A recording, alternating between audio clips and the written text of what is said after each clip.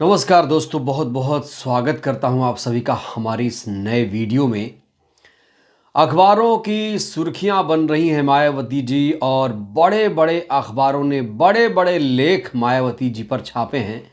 तो अखबारों में क्या कुछ चल रहा है, क्या कुछ छापा जा रहा है, ये जानना बहुत ज़रूरी है। क्योंकि बड़े बड़े अखबारों में जब कोई लेख छपता है तो उसे और ज़्यादा ऑथेंटिक लोग मानते हैं।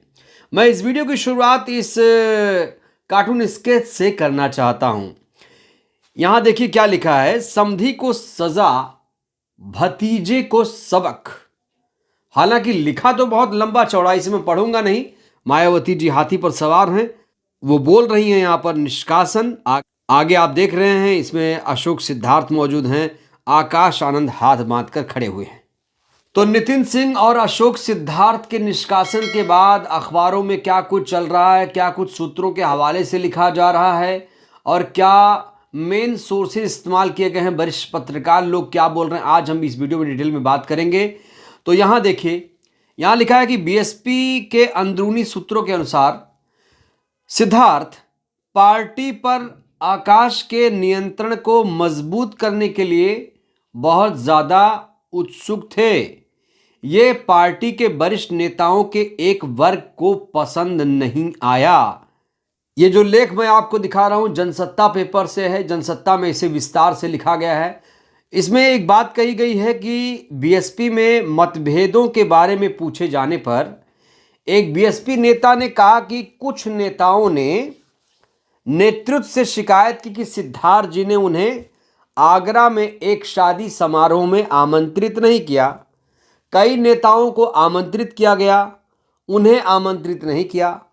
अक्टूबर में आपको बता दें कि दिल्ली चुनाव के लिए एक बैठक के दौरान मायावती जी ने इन नेताओं से समन्वय समिति के गठन के बारे में पूछा, तो उनमें से एक नेता ने मायावती जी को विश्वास दिलाया कि बहन जी, वो जो समिति है वो बन गई है, सभी तैयारियां दिल्ली चुनाव के लिए पूरी कर ली गई हैं।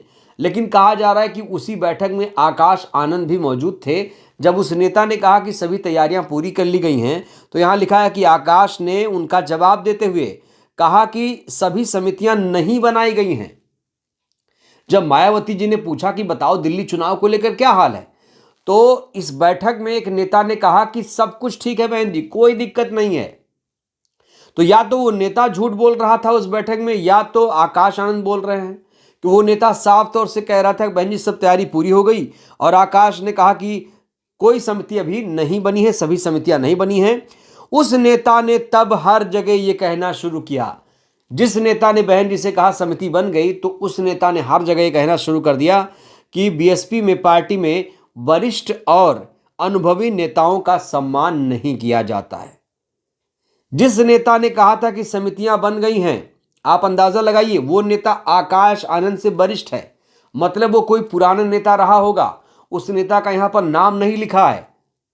तो यहां पर वो नेता प्रचारित करने लगा कि वरिष्ठ और अनुभवी नेताओं का बसपा में सम्मान नहीं किया जाता है। और ये जो नेता था, इसका एक अलग गुट बन गया है, जो आकाश आनंद के गुट से कहीं ना कहीं अलग था। ऐसी बातें अखबार में लिखी हैं। अखबार में यह भी लिखा है कि आकाश आनंद के करीबी नेता के मुताबिक चुनाव के दौरान दिल्ली में बीएसपी के 5 गुट सक्रिय थे। दोस्तों, ये बहुत हैरान कर देने वाला खुलासा है। अगर ये सच है तो बहुत हैरानी की बात है। 5 जोन में दिल्ली को बांटा गया था, याद है ना आपको, और पांचों जोन इसका मतलब सामंजस्य नहीं बिठा रहे थे। ये अलग अलग काम कर रहे थे, अलग अलग सक्रिय थे, जिसमें से एक मायावती जी के भतीजे के खिलाफ भी काम कर रहा था। 5 गुट में से आकाश के खिलाफ भी काम कर रहा था। उस नेता ने कहा है कि दिल्ली चुनाव में कहा था कि आकाश प्रचार अभियान के प्रभारी थे, और कम से कम 2 रैलियों में उम्मीदवार आकाश के बाद कार्यक्रम स्थल पर पहुंचे थे। कितनी बड़ी बात है, कितनी शर्म की बात है। अगर ये सच है तो बहुत शर्म की बात है। आकाश आनंद जहां रैली कर रहे थे, कायदे से तो जहां आकाश या मायावती जी रैली करते हैं, नियम तो यही है कि जो उम्मीदवार है वो खुद उनका इंतजार करता है। लेकिन यहां पर क्या होता है, आकाश पहले पहुंचते हैं, जो उम्मीदवार है वो बाद में पहुंचते हैं। तो यही वो गुट है जो लगातार कहीं ना कहीं आकाश के इमेज को भी खराब कर रहा था। इस अखबार के मुताबिक बसपा के एक नेता ने कहा कि सिद्धार्थ ने कई मौकों पर आकाश को बचाया और इससे वो लोग बहुत परेशान हो गए जो नहीं चाहते कि मायावती जी के भतीजे आकाश पार्टी पर कंट्रोल स्थापित करें। बीएसपी के एक वरिष्ठ नेता ने कहा कि सिद्धार्थ और नितिन सिंह के खिलाफ कार्रवाई चौंकाने वाली है। यह स्पष्ट है कि पार्टी नेतृत्व यह संदेश देना चाहता था कि संगठन से बड़ा कोई नहीं है। तो ये जनसत्ता के हवाले से आपको हमने खबर दिखाई। अब हम आपको बीबीसी की खबर दिखाने जा रहे हैं। बीबीसी बेहद प्रतिष्ठित अखबार है, सोशल मीडिया प्लेटफॉर्म है, बहुत सारे लोग इसे सुनते हैं, पढ़ते हैं। बीबीसी की हेडलाइन देखिए, मायावती ने अशोक सिद्धार्थ को बीएसपी से क्यों निकाला, क्या पार्टी कलह से जूझ रही है बसपा सुप्रीमो। बीबीसी ने मायावती जी पर एक लंबा चौड़ा लेख लिख दिया है। हर एंगल से इस रिपोर्ट को छापने की कोशिश की गई है। बीबीसी की रिपोर्ट में देखिए क्या लिखा है। खबर है कि उनके दोनों भतीजों यानी ईशान और आकाश दोनों के बीच अनबन गहरी है। इस खबर का सोर्स क्या है? बीबीसी अगर ये खबर लिख रहा है तो क्या उसके पास पुख्ता सोर्स है? ये बड़ा सवाल है। हालांकि लिख रहा है तो हो सकता है उसके पास कोई सोर्स हो, मैं दावे नहीं कर सकता, लेकिन जो लिखा है वो बता रहा हूं आपको। ईशान और आकाश के बीच अनबन गहरी हो गई है, जिससे पार्टी से अशोक सिद्धार्थ के निष्कासन को आधार मिल गया है। ये बेहद चौंका देने वाला खुलासा है।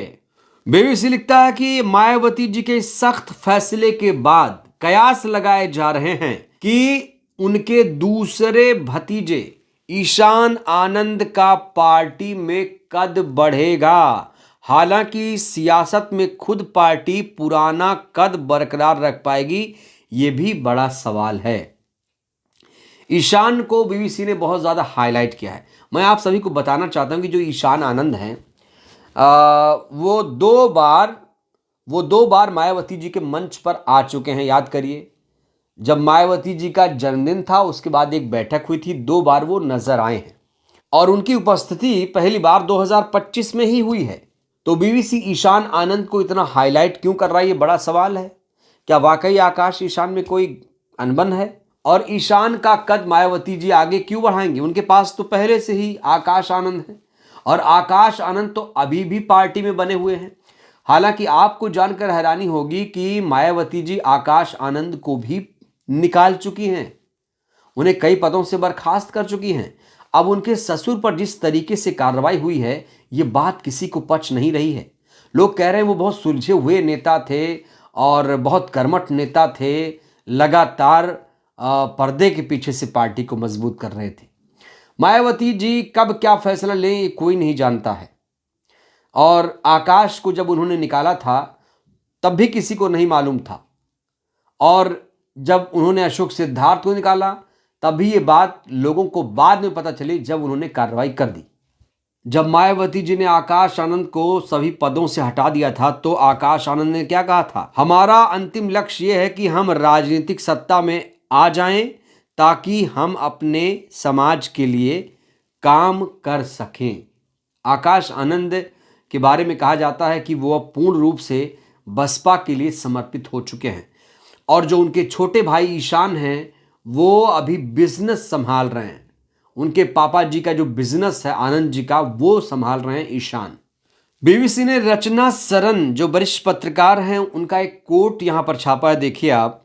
जहां तक बीएसपी के रिवाइवल की बात है तो पार्टी अभी भी खड़ी हो सकती है, बशर्ते मायावती जी खुद को जनता के मुद्दों से कनेक्ट करें। आरक्षण मामला ऐसा है जो बीएसपी के लिए अहम साबित हो सकता है, लेकिन इसके लिए उसे सड़कों पर उतरना पड़ेगा। कई लोग ये बात बार बार कहते हैं कि मायावती जी को सड़कों पर उतरना पड़ेगा। लोग ये भूल जाते हैं कि मायावती जी बसपा सुप्रीमो हैं, पार्टी में सर्वे सर्वा हैं और एक राष्ट्रीय पार्टी को चलाने के लिए कितना जद्दोजहद करना पड़ता होगा। मायावती जी क्या सोचती होंगी, कितनी चिंता में रहती होंगी, अकेले इतना सारा कामकाज देख रही, ये किसी को नहीं पता। ना तो ये कोई इसके बारे में बात करता है, बस हर कोई यही कह रहा है मायावती सड़क पर आ जाएं, सड़क पर आ जाएं, घर से निकलें, ये करें वो करें। सलाह देने वाले बहुत सारे लोग आ गए। देखिए ये बात सच भी है कि मायावती जी सड़क पर अगर आए तो पार्टी पर बहुत ज़्यादा फर्क पड़ेगा। और ये तरीका भी अच्छा हो सकता है।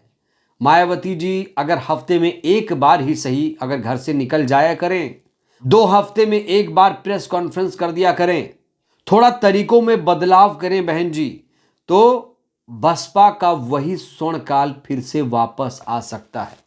तो बीएसपी को लेकर, मायावती जी को लेकर तमाम अखबार अब लिख रहे हैं, बड़े बड़े अखबार छाप रहे हैं।